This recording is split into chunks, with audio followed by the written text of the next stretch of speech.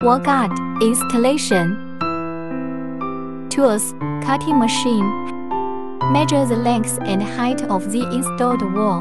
Note: install 10-15 cm away from the wall. Cut aluminum according to wall length.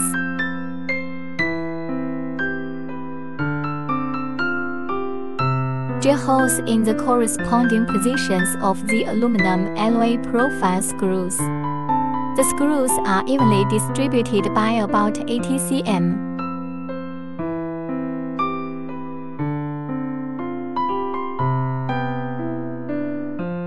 Mark the screw position on the wall.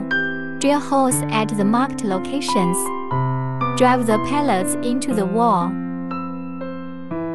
Install the heads on both sides of the aluminum and tighten them with screws.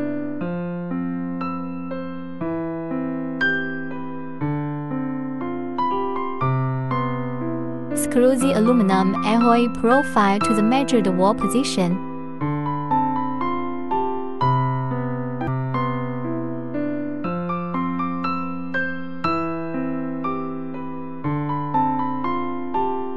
Measure cover length. Cut cover and anti-collision strip according to measurement lengths. Install anti-collision strip and cover successively.